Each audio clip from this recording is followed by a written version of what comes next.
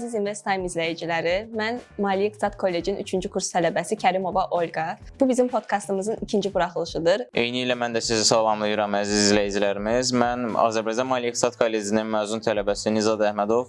Bugünkü qonağımız Azərbaycan Respublikasının Milli Məclisinin deputatı, Azərbaycanın milli siyasi xadimi, İlahiyyat üzrə fəlsəfə doktoru Ceyhun Məmmədovdur. Ceyhun müəllim, sizi salamlayırıq. Xoş gördük. Sizə suallar vermək istəyirik. Başlayaq. Buyurun. Ceyhun müəllim, siz həm deputat, həm alim, həm də müəllimsiniz. Bu rollardan hansı sizi daha çox ifadə edir? Biraz çətin sualdır. Mən deyərdim ki, suala belə cavab verim. Mənim uşaqlıq arzum, ən çox sevdiyim peşə müəllimlikdir.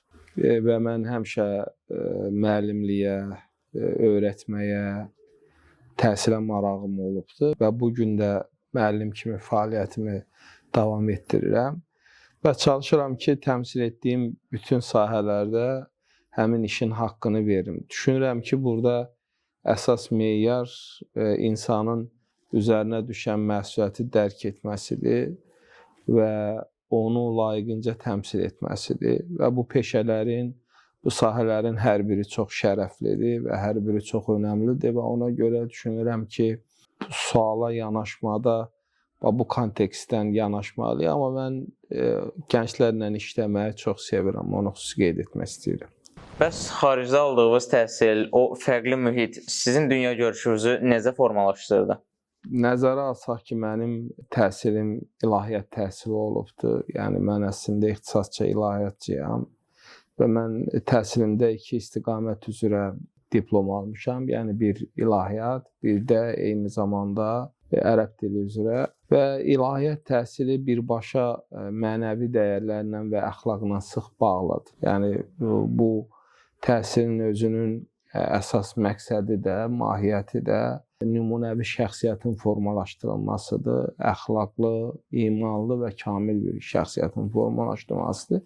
Bu sualı mənə bir dəfə də bu yaxınlarda vermişlər. Mən özümün o mənada gənclik dövrünü 2 hissəyə bölürəm. Bir, xaricə təhsil alana kimi olan bir dövr, o fərqli bir dövr idi. Hardasa mənim 16-17 yaşıma qədər olan dövrdür. Amma mən artıq təhsilə başlayanda mühit tamamilə fərqli bir mühit idi, yəni dini mühit idi. Və o mənada mən düşünürəm ki, mənim formalaşmağımda aldığım o təhsilin rolu çox böyük olub. Çünki artıq o təhsilə başlayandan sonra mən o dəyərlərə daha çox yönəldim və dəyər məsələlərinin üzərində daha çox durdum. Və ona görə bugünkü fəaliyyətimdə də mən gənclərlə davamlı olaraq görüşlərdə bu istiqaməti xüsusi vurğulayıram və düşünürəm ki, hər bir insan özünün fiziki tərbiyəsi ilə yanaşı, mənəvi tərbiyəsinə də önəm verməlidir. Yəni, biz adətən, mən bu ifadəni tez-tez işlədirəm, zahiri gözəlliyimizə çox önəm veririk. Deyirik ki, mən necə görsənəcəm. Amma mən düşünürəm ki, zahiri gözəllik qədər biz daxili gözəlliyimizə də önəm verməliyik. Və o mənada o dövrün mənim formalaşmağımda hesab edirəm çox böyük rol olubdur. Gənclik dövrünüzdə sizi bu istiqamətə yönləndirən əsas motivasiya nə olubdu? Əsas motivasiyam, əsas mənə yol göstərən valideynlərim olub. Və o mənada mən həmişə o gücü onlardan almışam. Mənim yaşadığım çətinliklər, problem, gördüklərim də mənə təbii ki, öz təsirini bir mənalı olaraq hər zaman göstəribdir. Çünki mən gənclik yaşlarından məcburi köçkün həyatı yaşamışam. Amma həmişə motivasiyam o olub ki, hər şey yaxşı olacaq, hər şey insanın özünün çalışmasından, düşüncəsindən və yanaşmasından asılıdır. Mən həmişə gənclərə də onu xüsusi vurğulayıram ki, əgər siz bir məsələyə inansanız və qarşınıza məqsəd qoysanız, siz mütləq öz hədəfinizə nail olacaqsınız. Və eyni zamanda düşünürəm ki, hər birimiz özümüzü necə proqramlaşdırırıqsa həyatımızda elə davam edir. Siz bir məsələyə inanmadan onu həyata keçirə bilməzsiniz. Ona görə motivasiya baxımından düşünürəm ki, həmişə mənim inamım, inancım məni motivasiya edibdir. Siz həm də universitetdə müəllim olaraq fəaliyyət göstərirsiniz. indiki tələbələrimizlə 10-15 il əvvəlki tələbələrimiz arasında necə bir fərq görürsünüz? Yəni necə bir fərqlər var? Bilirsiniz, mən əslində bu sual barədə tez-tez düşünürəm. Mən hər bir tələbəni bir almaz hesab edirəm. Təbii ki, istisnalar ola bilər. Tələbələrin formalaşması, yetişməsi onun təhsil aldığı mühitdən çox asılıdır. İndi biz nə qədər zaman-zaman tənqid eləsək də, mən eyni zamanda Azərbaycan gəncliyini, Azərbaycan gənclərini həm də bir mələklərə bənzədirəm. Sadəcə burada məsələ ondadır ki, insanı mühit yetişdirir, tələbəni mühit yetişdirir.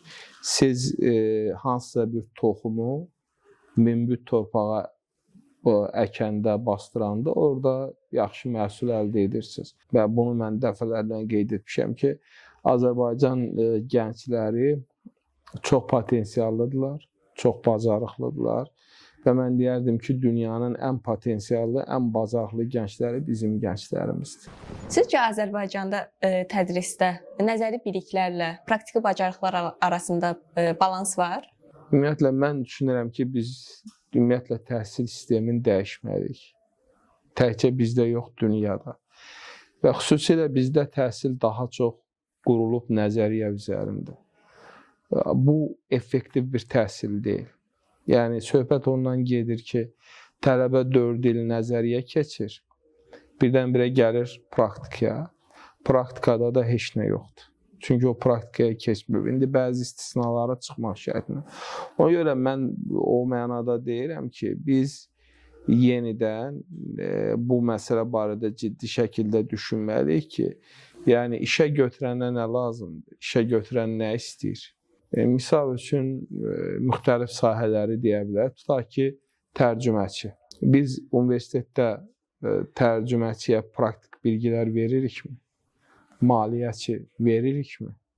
İlahiyyatçı veririkmi? Ona görə burada mütləq şəkildə birgə fəaliyyətə ehtiyac var. Dərsliklər işə götürənlərlə bir yerdə yazılmalıdır. Proqramlar işə götürənlərlə bir yerdə işlənilməlidir ki, bazarın tələblərini bilək və ona uyğun addım ataq. Amma indi bizim hazırki nəzəri biliklərimizlə praktik bilgilərimizin arasında böyük bir fərq var. Ona görə də mən düşünürəm, müasir təhsil siniflərlə, auditoriyalarla yanaşı işə götürənlərin ofislərində olmalıdır, banklarda olmalıdır, zavodlarda olmalıdır, fabriklərdə olmalıdır. Bu olmadıqca biz o istədiyimiz nəticəni əldə etməyəcəyik. Yəni, nə baş verəcək? Tələbə 4 il bitirəcək, gələcək, işə götürən deyəcək, mən səni götürə bilmirəm işə, çünki sənin praktikan yoxdur. Ona görə biz bu barədə ciddi düşünməliyik və mən düşünürəm ki, praktika sonuncu kursdan yox, birinci kursdan, ikinci kursdan, üçüncü kursdan praktikanı bilməlidirlər ki, gələcəkdə onlar iş tapmaqda çətinlik çəkməsinlər. Çünki praktika tamamilə fərqlidir. Və nəzərə alsaq ki, biz bəzi təhsil müəssisələrində uzun illərdir dərsliklərimizi yeniləməmişik və proqramları yeniləməmişik. Bu özünü daha ciddi bir formada büruzə verir. Yəni siz deyirsiniz ki, əmək bazarına uyğun olaraq tələbələri yetişdirmək lazımdır. Əlbəttə ki. Yəni söhbət ondan gedir ki, siz universitetdə misal üçün maliyyənin nəzəriyyəsini keçirsiniz. Bəli. Məsələn, siz mühasib olmaq istəyirsiniz. Siz nəzəriyyəni keçmirsiniz. Siz tədqiq etsəniz, görəcəksiniz ki, praktika ilə nəzəriyyənin arasında nə qədər fərq var. Hətta mən düşünürəm ki, işə götürən müəllimlər işə götürənlərdən seçilməlidir. Bəzi indi bizim təhsil müəssisələri bunu edir. Biri var, bankda işləyən, bankda praktikanı bilən insan sizə dərs keçir. Bir də ümumiyyətlə o sistemdən heç ümumiyyətlə anlayış yox. Sizə gəlib nəzəriyyəni keçir. Ona görə bu mənada praktik baxımdan əgər biz nəticə istəyiriksə, biz buna yönəlməliyik ki, bizim nəticəmiz olsun. Əks halda o uçurum davam edəcək və uzun müddət biz onu müşahidə edəcəyik. Təhsil sistemində dəyişilməsini istədiyiniz ən əsas məsələlərdən gördüyünüz hansıdır? Yəni əslində biraz bundan əvvəl biz o məsələyə toxunduq, yəni praktika məsələsinə. Eyni zamanda mən düşünürəm ki, biz bir neçə məsələyə baxmalıyıq. Proqramlarımız dəyişməlidir. yenidən tərtib olunmalıdır. Düzdür, bunun üzərində iş gedir. Amma proqramlar üzərində mütləq şəkildə iş aparmalıyıq.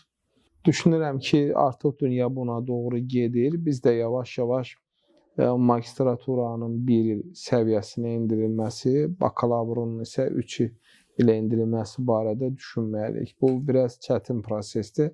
Amma bu prosesin üzərində biz ciddi bir formada işləməliyik. Və mən bir də düşünürəm ki, ümumiyyətlə fənlərə yenidən baxılmalıdır. Yəni, mən belə bir problemi görürəm ki, bizdə universitetlərdə xüsusilə məcburi fənlər var və bir də ixtisas fənləri var.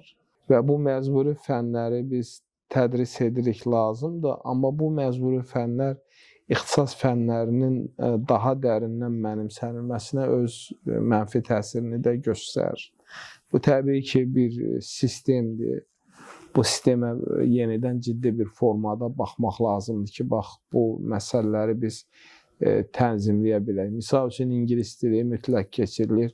Biz orta məktəbdə də keçirik, universitetdə də keçirik. 10 ildən artıq keçirik, amma gənclərin çoxu xarici dili bilmirlər. Demək, bunun effektivliyi barədə biz düşünməliyik. Ta ki, mülki müdafiədir, informasiya texnologiyalardır. Bunları gənclər bilməlidir. Amma qeyd etdiyim kimi, siz təsəvvür edin ki, birinci kursda universitetdə 5-6 fən tədris olunur, misal üçün. Onun 3-ü qeyri-ixtisas fənnidir. 1x ixtisas fənnidir və növbəti illərdə də buna bənzər proseslər gedir. Bu mənada indi biz Bologna sistemi ilə gedirik, amma düşünürəm ki, biz bunun daha effektiv olması barədə nə edə bilərik, ciddi düşünməliyik. Ceyhun müəllim, sizcə müəllim sadəcə bilik götürməlidir, yoxsa tərbiyəvi missiyada da olmalıdır? Bilirsiniz, ona görə biz gəlin müəllimə baxaq, müəllimin tərifini verək. Müəllim kimdir? Düşünürəm ki, müəllimin ən sadə tərifi bilik verən şəxsdir. Müəllimin missiyası həm də dəyərləri ötürməkdir. Müəllim bir dəyər ötürücüsüdür. Yəni, bizi güclü edən bizim dəyərlərimizdir. Dəyərlərsiz, mənəviyyatsız təhsil bir sıra hallarda zərərli də ola bilər. Məsələn, bir insan çox savadlı ola bilər. Amma onun dəyərləri yoxsa, vicdanı, insafı yoxdursa, o bütün dünyanı öz mənafi hesabına dağıda bilər və heç ufda deməz. Ona görə dəyərlər çox önəmlidir və mən düşünürəm ki, müəllimlik qərblərə toxunmağı bacarmaq sənətidir, peşəsidir. İndiki strategiya budur. Əgər müəllim uşaqların qəlbinə toxuna bilməyəcəksə, onlara nə bilik ötürə biləcək, nə də dəyər ötürə biləcək. Yəni, artıq o proses gedibdir, danlamaq, qışqırmaq, yeni nəsil onların hiçbirini qəbul etmir. Əgər siz onlara təsir edə bilməsəniz, onların qəlblərini fəth edə bilməsəniz, onlar sizdən bilik almayacaq. Savad, biliyin rolu böyükdür. Amma bizi nə idarə edir? İnanclarımız, insafımız, vicdanımız. Yəni, siz qərarı hansı süzgəcdən keçirib qəbul edirsiniz? Ədalət süzgəcindən, vicdan, insaf, mərhəmət, yoxsa siz ona hansı formada yanaşırsınız? Ona görə burada mən özüm də bunu tətbiq edirəm və bütün müəllimlərə tövsiyə edirəm ki, mütləq şəkildə hər bir müəllim dərsin bir 5 dəqiqəsini, 10 dəqiqəsini tərbiyəvi söhbətlərə həsr etməlidir. Yəni, gəncləri istiqamətləndirməlidir. Onlara bizim dəyərləri aşılamalıdır. Bu dəyərlər harada aşılanır? Bir məktəbdə, universitetdə, bir də ailələrdə. Bəzən bunu ailələr edə bilmir, səbəblər obyektiv, subyektivdir. Onda artıq məktəbin, universitetin üzərinə düşür. Əgər biz bunu edə bilmiriksə, onda biz məqsədimizə nail ola bilməyəcəyik. Çünki bugün proses ona gedir ki, bütün qlobal müstəvidə mənəvi dəyərlər sıradan çıxarılır. Bilərəkdən, bilməyərəkdən və bu da dünyamızı uçuruma aparır. Bir tələbə kimi deyə bilərəm ki, məsələn, dediyiniz kimi ixtisas fənni məsələn 2 dənə keçirilir. Digər fənlər bizim ixtisasımıza uyğun, hardasa olmayan fənlərdir. Amma biz tələbələr arasında danışanda həmişə deyirik ki, bəzi müəllimələr elədir ki, onlar bizə həyatda bəzi şeyləri öyrədir. Yəni onun fənni bizim ixtisasımızda o qədər də gərəkli olmasa da, ondan biz həyat barəsində nəsə götürə bilirik. Sadəcə ixtisas üzrə dərs keçən müəllimlərdən yox, həm də mənəviyyatı dolğun olan müəllimələrin dərsi bizə daha uyğun gəlir. Ya bunlar ayrı-ayrı məsələlərdir. Yəni təbii ki, bu yaxşı bir haldır.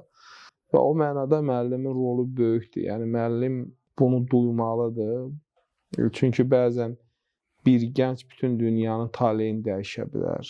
Çox böyük insan ola bilər. Müəllim onu kəşf etməyə bacarmalıdır və onu yönləndirməyə bacarmalıdır. Və onun həm mənəvi, hətta yeri gəldikdə maddi ehtiyacları ilə də yaxından maraqlanmalıdır. Ona görə yəni əgər elə müəllimlər varsa, siz çox xoşbəxt insansınız ki, sizin elə müəllimləriniz var. Çünki mən həmişə deyirəm də, uşaqlar nümunəni 2 yerdən götürür. Ailə, məktəb. Əgər o universitet elədirsə, məktəb elədirsə, siz də olacaqsınız. Amma məktəb universitet sizi yalnız yönləndirirsə, sizə deyirsə ki, bu ölkədən qaçın, gedin Avropaya, bu ölkə yaxşı ölkə deyil, özünüz üçün yaşayın, özünüz üçün çalışın, onda nəticə yaxşı olmayacaq. Ceyhun müəllim, xaricdə təhsillə bizim təhsilimiz arasında bəzi fərqlər var. Xaricdə oxuyub qayıdan gənclərin sistemə adaptasiyası biraz çətin olur. Sizcə bu nəyə görə olur? Bilirsiniz, mən düşünmürəm ki, tam elədir, amma bir sıra hallarda bu da var. Baxın, burada bir məsələ var. Məsələn, sualı biz belə qoyaq, nə üçün gənclər xaricə getməyə meyillidirlər, xaricdə oxumağa meyillidirlər. Çünki orada daha sərbəstdirlər, daha rahatdırlar və orada onlar istədikləri kimi davrana bilirlər, yaşaya bilirlər, hərəkət edə bilirlər.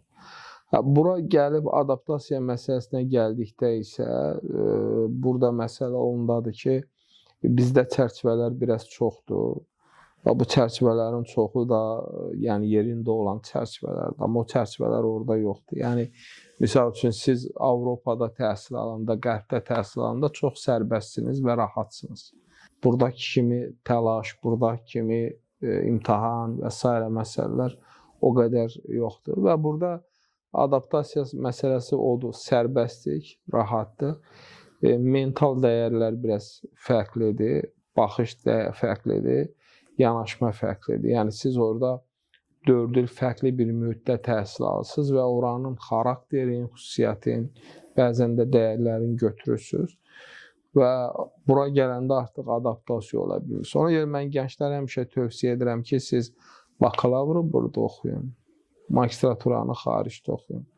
Çünki siz bakalavru orada oxuyanda tamam bir fərqli formada formalaşıb və gəlirsiniz. Və burada ümumiyyətlə dəyərlərə bağlılıq, vətənə bağlılıq, dövlətə bağlılıq məsələləri də yəni bizim üçün prioritet və önəmli olmalıdır. Burada hesab edirəm, birinci o gənclər özləri də adaptasiya olmalıdır və bir də biz onların adaptasiyası üçün şərait yaratmalıyıq. Çünki o yaradılmayanda o gənc gəlib burada bir müddətdən sonra yenidən qaçacaq. Sizcə dövlət sektorunda işləmək istəyən gənclər hansı bacarıqlara sahib olmalıdır? Mən düşünürəm ki, burada bir neçə məqam var. Birinci, gənclərin bir hissəsində çox ciddi bir formada dövlət məmuru olmaq məqsədi və hədəfi var. Və bunun da bir sıra hallarda heç də həmişə olmasa da o amil dayanır ki, gedim stabil işim olsun, kartım olsun, stabil maaş alım. Amma dövlət işi tamam fərqli bir işdir. Yəni dövlət işi daha çətindir, daha mürəkkəbdir, daha sərtdir və orada sizin daha çox öhdəlikləriniz var. Ona görə mən düşünürəm ki, gənclər seçim edərkən öz xarakterlərinə də nəzər salmalıdırlar. Yəni onlar nə dərəcədə dözümlüdürlər? Məsələn, dövlət işində həm də stres var, gərginlik var, daha fərqli bir mühit. Ona görə də sizin xarakteriniz bu məsələdə həlledici rol oynayır. Dövlət qulluğu şərəflidir, müqəddəsdir, vətənə xidmətdir, dövlətə xidmətdir. Amma siz daha çox harda inkişaf edə bilərsiniz? Bəlkə də bir sıra hallarda özəl sahədə daha çox inkişaf edə bilərsiniz. Sərbəst olacaqsınız, rahat olacaqsınız, kurslara gedə biləcəksiniz, təlimlərə gedə biləcəksiniz. Əgər siz inkişaf etmək istəyirsinizsə. Öyle burada məsələ belədir ki, o sizin yəni motivasiyanızdan, sizin düşüncənizdən, yanaşmanızdan, baxışınızdan çox asılıdır. Siz orada seçim edəndə xarakteri də nəzərə almalısınız. Siz ümumiyyətlə dövlət qulluğuna rahat bir iş prizmasından yanaşaraq o seçim etməli deyilsiniz, mən düşünürəm. Ceyhun bəy, prezident administrasiyasında çalışmaq sizə idarəçilik baxımından nə qazandırdı? Prezident administrasiyası hər bir dövlətin ən ali orqanıdır. Və prezident administrasiyasında çalışmağım bugün mənim millət vəkili kimi fəaliyyətimdə işimə çox ciddi töhfə verir. Çünki mən dövlət işi nədir, dövlət strukturu nədir, onu bilirəm. Dövlət qulluğu, dövlət işi tamamilə fərqli bir sahədir və fərqli bir işdir. Məktublaşma, yazışma, subordinasiya, struktur, qurumların fəaliyyəti, bunlar o mənada çox önəmlidir və mənim formalaşmağımda böyük rol oynayıb. Yəni mənim təxminən artıq 25 ilə yaxındır bir fəaliyyətim var müxtəlif sektorlarda, amma bunların daha çoxu dövlət qulluğu ilə bağlıdır. Və indi yeri gəlmişkən mən sizə bir məsələ də deyim. Mən indi uzun müddət Dini Qurumlar üzrə Dövlət Komitəsində işlədim. Sonra bir müddət ayrıldım. Düzdür, uzun müddət olmadı. Milli Elmlər Akademiyasında işlədim. Sonra təzədən administrasiyaya gəldim. Mən ümumiyyətlə həmişə özümü müxtəlif sahələrdə sınamağı xoşlayıram. Administrasiyada oldum, sonradan bir müddət təhsilə gəldim və təhsil də mənim üçün maraqlı idi. İndi millət vəkilliyi. Bəzən tez-tez sual verirlər ki, siz niyə rektorluğu qoyub millət vəkilliyinə getdiniz? Rektorluq daha asan idi. Daha doğrusu daha yaxşı idi. Sizin imkanlarınız daha geniş idi. Mən həmişə gənclərə də tövsiyə edirəm ki, seçim edəndə onu edin ki, harada siz daha çox təcrübə qazanacaqsınız. Siz harada daha çox inkişaf edəcəksiniz. Bu çox önəmlidir. İndi bizim gənclərin çoxunun əsas meyarı odur ki, yüksək maaş. Bir şirkətdə 3 ayda işləyir, gözü orada buradadır ki, görüm 50 manat kim artıq verəcək, gedim ora. Orada elə siz karyera qura bilməzsiniz. Siz seçim qarşısında qalsanız ki, yüksək maaş, az təcrübə, az maaş, çox təcrübə, təcrübə. Və o mənada yəni dövlət qulluğu bir ayrıca məktəbdir və insanı formalaşdırır, yetişdirir. Tamam fərqli bir məsələdir. Misal üçün, mən məsələlərə həm də prezident aparatı tərəfdən baxa bilirəm. Dövlət nöqteyi nəzərindən baxa bilirəm.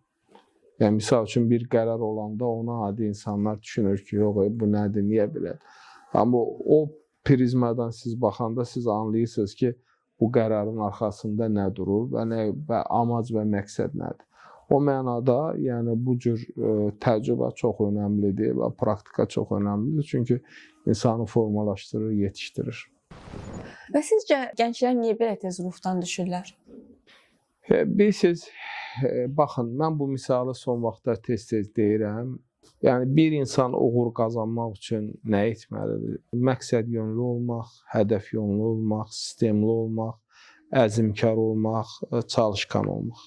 Yəni, bu ilahi bir qanundur. Bu bir qaydadır ki, bir uğura nail olmaq üçün davamlı olmalısan, əzmkar olmalısan, ruhdan düşməməlisən. Misal üçün, biz tez-tez deyirik ki, Edison lampanı icad edəndə 1000 dəfə cəhd eləmişdi. İndi mən bəzi gənclərə, bəzi insanlara sual verirəm ki, neçə dəfə cəhd eləmişsən, deyir bir dəfə. İndi asan həyata, asan işə qaçmamaq lazımdır. Çünki insan rahat həyatı yaşadıqca rahatlaşır. Mən həmişə bir sözü çox vurğulayıram və sizə də tövsiyə edirəm. İnsan öz nəfsini ərköyün böyütməməlidir. Ərköyün tərbiyə eləməməlidir. Nəfs bir övlada bənzəyir. Siz onun nazı ilə çox oynasanız, onu o qədər ərköyün böyüdəcəksiniz ki, sonra başınıza bəla olacaq. İnsan daim öz nəfsi ilə mübarizə aparmalıdır, istəkləri ilə mübarizə aparmalıdır. Ağıl bizə nə üçün verilib? Ona görə verilib ki, biz ağıl süzgəcindən də məsələləri keçməliyik. Ona görə o mənada, yəni gənclər üçün çox geniş imkanlar var. Sadəcə çalışmaq, sadəcə səy göstərmək. Bəzən oturub deyir ki, indi bizdə çox geniş yayılmışdı ki, indi bizdə bu adamın olmalıdır mütləq. Mütləq pulun olmalıdır. Xeyr. Bəzi hallarda bu rol oynaya bilər, amma birazdan bunların heç biri olmayacaq. Pulun da olsa, adamın da olsa səni işə götürməyəcək. Çünki zaman onu tələb edir ki, işə aparan adam olmalıdır. Siz o işə aparan adam olmalısınız. O Robin Sharmanın kitabında məşhur bir fikir var. Deyir, sizin ən güclü silahınız və ya sizin əlinizdən heç kimin ala bilməyəcəyi sərvət elmdir, savaddır, bilikdir. Elmli, bilikli olandan sonra hər yerdə sizə ehtiyac olacaq. Olmayandan sonra o istədiyiniz nəticəni siz əldə edə bilməyəcəksiniz. Ceyhun müəllim, tələbələrimizdən belə bir sual var ki, siz öz üzərinizdə necə işləyirsiniz? Yəni bir rutininiz, strategiyavız var? Mən ümumiyyətlə demirəm, bunu tövsiyə edirəm. Mən işləməkdən doymuram, araşdırmaqdan, oxumaqdan da doymuram. O bir məşhur ifadə var, 7-24 təxminən bir rejimdir. Mən 6-cı gündə işləyirəm, bazar gündə işləyirəm.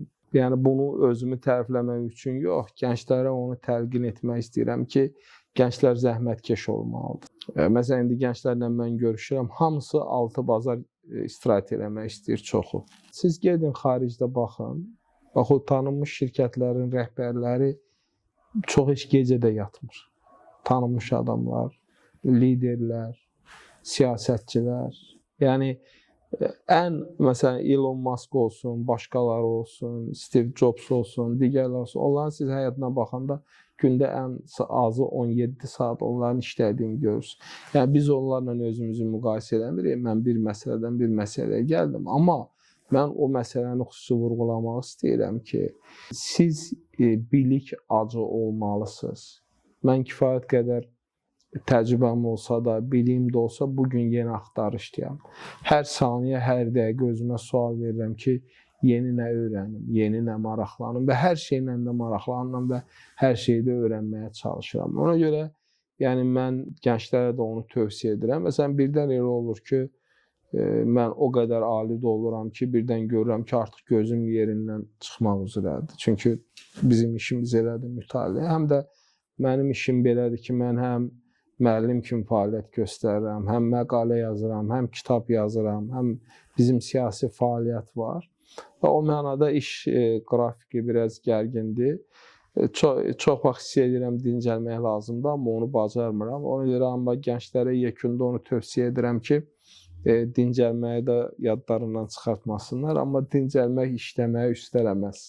Stresli qərarlar zamanı emosiyalarınızı necə idarə edirsiniz?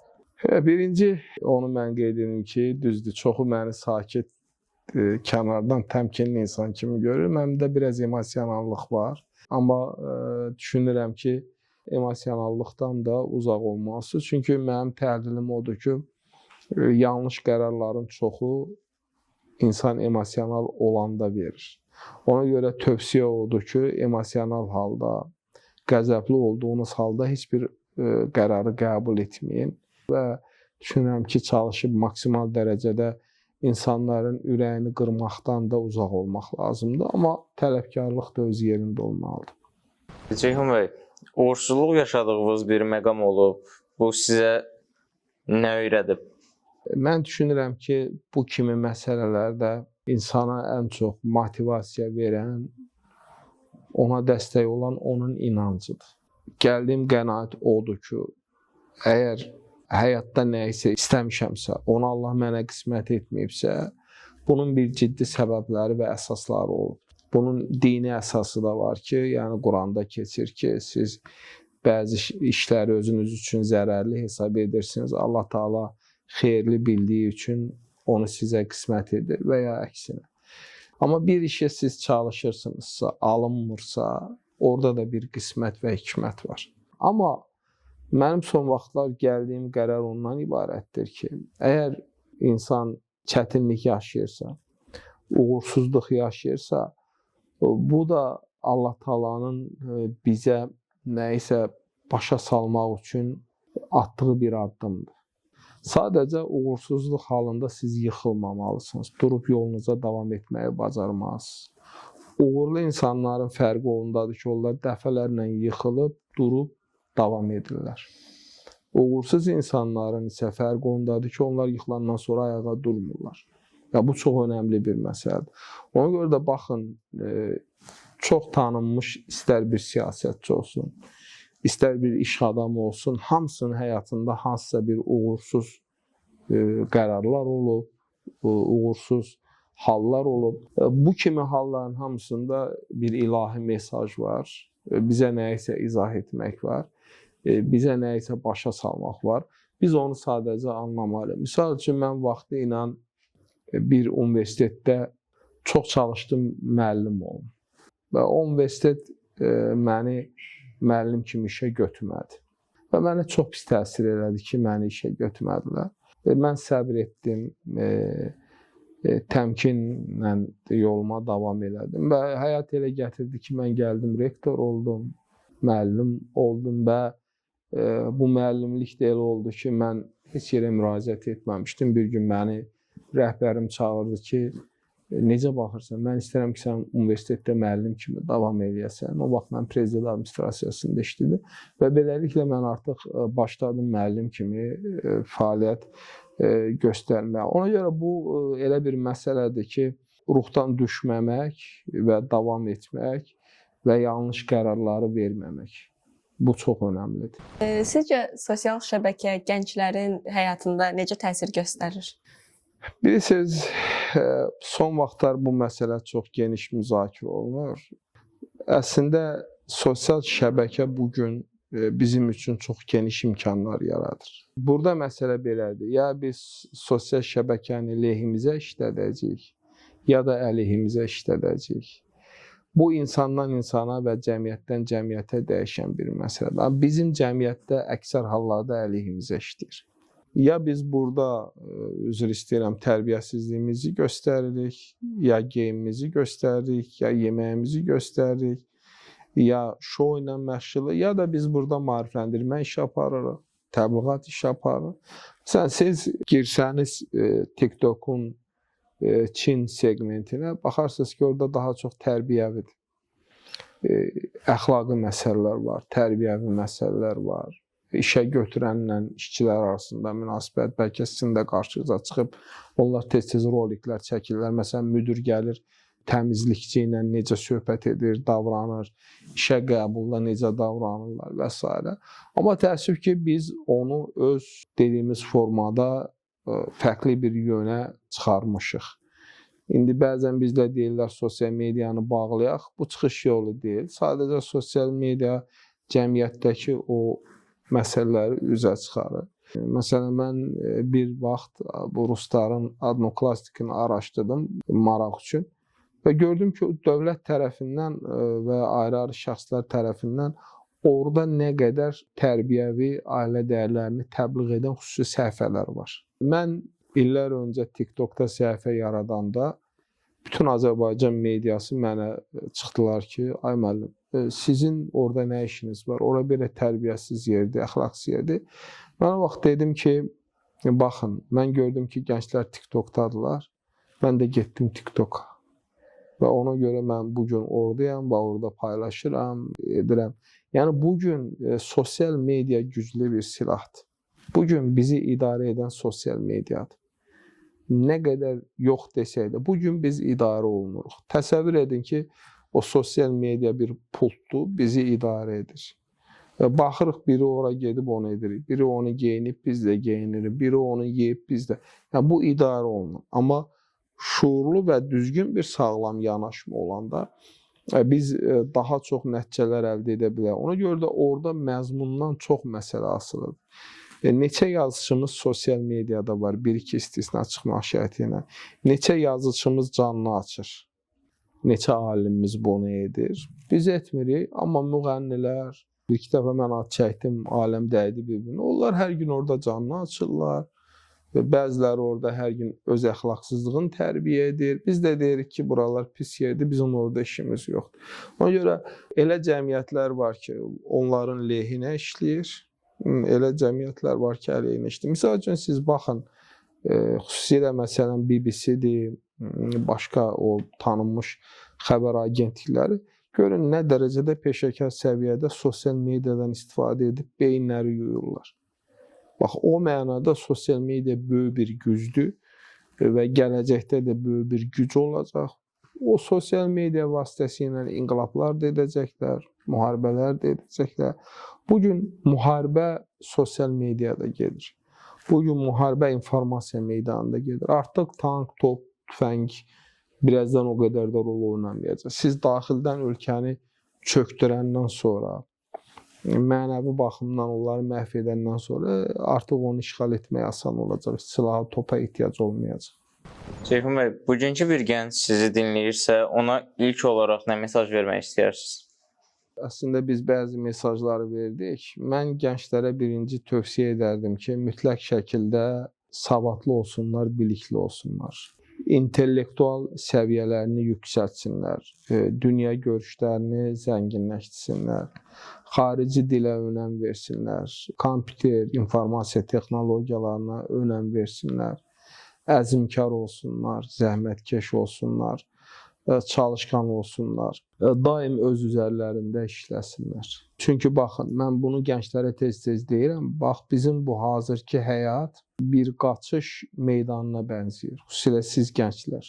Siz marafondadısınız, eyni yerdə durmusunuz, qaçırsınız.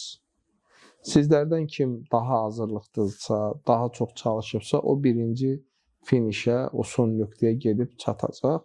Amma o çalışmayanlar, o gün keçirənlər, oxumayanlar yolda biri orada dayanacaq, biri burada dayanacaq. Bizim həyat bugün çox güclü bir rəqabət yönümlü həyatdır. Çalışın bu rəqabətdə uduzmayın. Ona görə mütləq şəkildə mütaliə önəmlidir. Bizim klassiklərimizi oxuyun, bizim mədəniyyətimizi, tariximizi yaxşı oxuyun. Və daim öz üzərinizdə işləyən, zəhmətkeşlik, çalışqanlıq, əzmkarlıq. Yəni siz mütləq şəkildə dəmir iradəli olmalısınız. İndi bilirsiniz, biz indi bunları deyirik, çətin dövrdür. Məsələn, gəncləri mən belə təsəvvür edirəm ki, hər tərəfdən gənclər atəş altındadır. Mən bəzən görüşlərdə başlayanda çox sadə məsələlərdən başlayıram. Bu yaxınlarda 2 seminarda mən gənclərə ən birinci vaxtı tövsiyə elədim. Gördüm, baxırlar ki, bunu biz bilirik, amma əməl edirikmi, yox. Hər saniyənizin, dəqiqənizin qiymətini bilin. Çünki vaxt yeganə nimətdir ki, onun bir saniyəsini siz trilyona geri qaytara bilməzsiniz. Çıxdısa, getdi.